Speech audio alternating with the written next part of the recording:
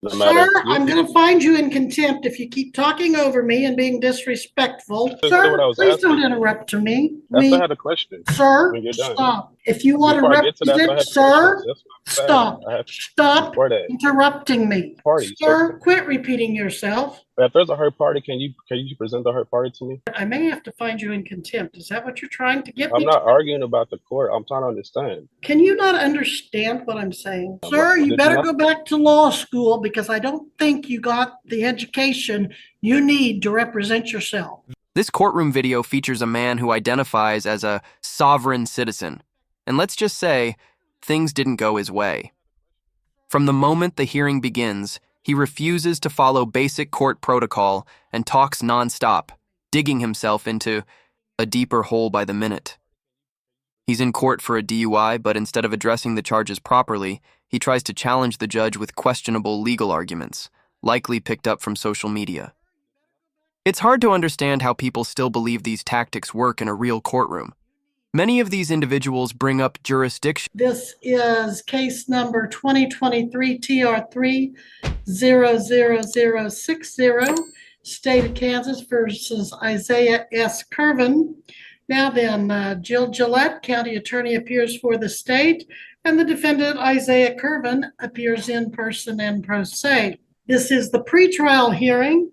The trial is set for jury Wednesday and Thursday of this week, February 7 and 8. There is one count of operating a motor vehicle without a valid license.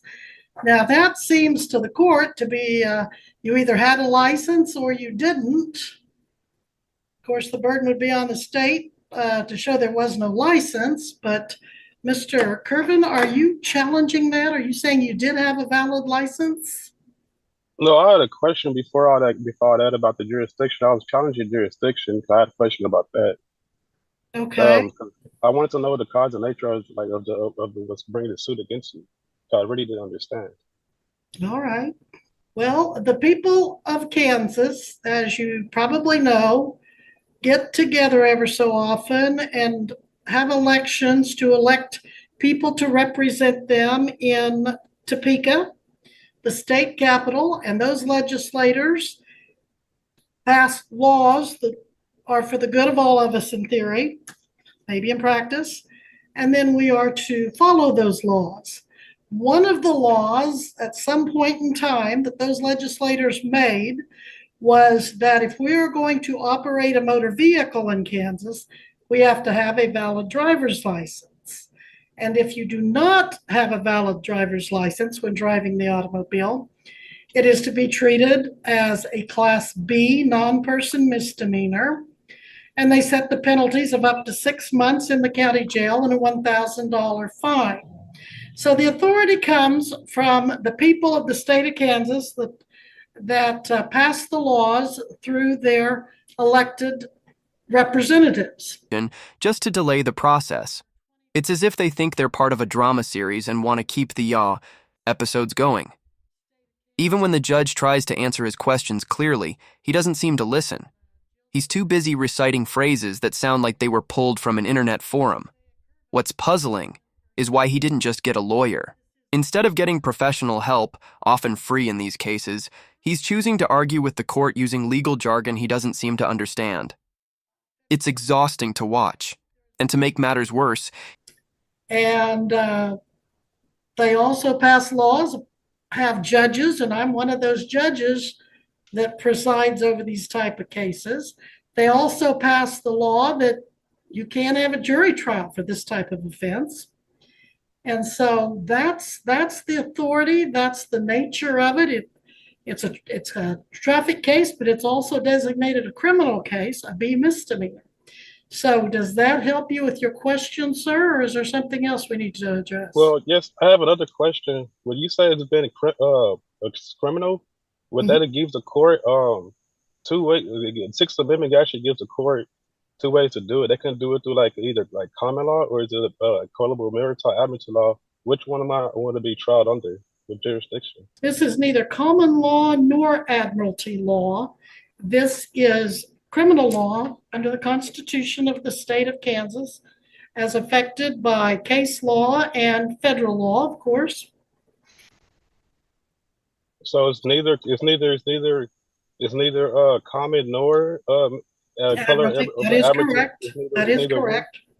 Neither. So which one? What am I going to be tried under? What jurisdiction I fall under, so I can properly move and so I can understand how to defend myself. You're being tried under the criminal jurisdiction of the Kansas statutes. Statutes, but under the Constitution, it grants you only two, and it has two criminal matters. One has to be common law, the other has to be the maritime. He never filed for a jury trial, so now he's facing a very experienced judge one-on-one. He seems unprepared, sitting in court like he's waiting for takeout, not defending himself. Judge Webster, on the other hand, is handling the situation professionally. She's firm, clear, and focused, refusing to let the nonsense slow her down. It's clear this man didn't file any proper motions or paperwork. He's just asking one confusing question after another. If he planned to reject the court's authority, he could. Ms. Gillette, do you wish to be heard in response? I'm sorry, I didn't mean to cut you out. Judge, this is basically kind of more of a statutory violation. This defendant, when you enter into the state of Kansas, you consent to the laws of Kansas when you drive upon the highways. The interstate compact between all of the states that are members of the interstate compact for traffic infractions means that when you consent to the laws of your state, or you drive upon or travel upon the roads of Kansas, Oklahoma, any of the states that are part of the compact, you consent to those laws when you enter into that state. So with the interstate compact, he would be consenting to the laws of the state of Kansas the moment he drives across the border. That law becomes effectual upon you, and it's your responsibility. It's when you become a licensed driver, or you have a license, or you become a driver and you're driving, then you are consenting to the laws of that state that you are traveling within. So jurisdiction is set up, as the judge said, by the Constitution of the state of Kansas and the laws of the legislature that are passed statutorily. And our statutes are passed with the law in this case. I would note for the record, Judge, that there is still no things on Odyssey for me to see. There's not a written request for jury trial. There's no motions to be heard today. I cannot respond to any motions because there's none on file. Well, that's Therefore, because I'm just asking questions right now. if he is going to file anything of record for me to respond to, he would need to have his filings on file at least 7 days advance of a hearing for me to respond, and that there is no proper written request for a jury trial at this time. Therefore, this case could go to bench trial on Wednesday, and we would not have to have a jury present due to the fact that there is a lack of request for jury trial. And if there is no written request for jury trial, the case goes to bench trial. Have at least shown up with a plan. Instead, he's improvising, and it shows. The judge answered his questions directly, but he continued to act confused. He seems to think the Sixth Amendment gives him the right to ask endless questions, but that's not how it works. The amendment says you have the right to know what you're being charged with, not to turn the courtroom into a debate club. He's wanting to argue jurisdiction, dismissal motions, and all kinds of motions. There's nothing before the court in writing for me to respond to. I don't know what he's going to say. So one of our other pro se individuals had written several motions. Most were very lacking, but at least I had something to respond to. In this case, under the laws and Constitution of Kansas, you submit when you come into our jurisdiction. Therefore, when he traveled into Kansas and operated a motor vehicle, he consented to the laws and jurisdiction of Kansas. And I would say that we have jurisdiction, and that lack of venue and jurisdiction is denied, should be denied. I had a question about that because when you say that I consent, is there like a form? Was that like is that what would that be under? That would be civil. Would that be Sir, like a you would that be you the can criminal matter? you consented by your conduct of going onto a road that is a state of Kansas highway and a So which jurisdiction was that would be under? Like would that be like maritime, like as a like a sir, contract? I've answered that question to you, and you got on the road and you consented to driving on the road, and therefore you did consent I to the understand that. laws associated with driving. So I am going to hold you to the law in I this understand that. particular case. Now, What I'm understanding when you say like when you said the cause of nature, and but that's why I was not understanding still about that because you said the cause of nature, and I then I asked sir, if you what am want I going to me to entertain any of your arguments, you need to have them well thought out, and you need to have them That's in what I put. writing, and That's you what this need to special have them, appearance is for. sir, listen to me, please. You need to have them in writing. You know, need to have them filed with the court. You need to give copies and notice to Miss Gillette so she can have an opportunity to respond. And I'm not going to entertain this process throughout the proceedings where you come in and you just start saying things. Honestly, it seems like he's just stalling for time. The judge would be well within her rights to give him two choices: face contempt or move forward with a trial. At this point, it's obvious he's trying to delay the process and hoping the case gets dismissed somehow. Some viewers might wonder, is he really confused or is he pretending? From what we see, it seems more like he's trying to avoid answering the judge directly. She's asked the same question multiple times, and he keeps dodging it while glancing at notes, probably taken from the internet. It feels less like a legal defense and more like a delay tactic. Judge Webster continues to impress. She's doing a great job keeping Uh, I have a question. things That's that you why may have picked up here or there on the internet or by other people. I don't know where you get some of this stuff, but it is very common for people, certain individuals, to come in and start repeating some of this stuff that so far I haven't heard anything that has merit. These arguments of, well, you're either maritime or you're common law. That's not going to carry weight with me. You're going to have to give me something that tells me I have to follow those arguments, because I think you're misstating the law.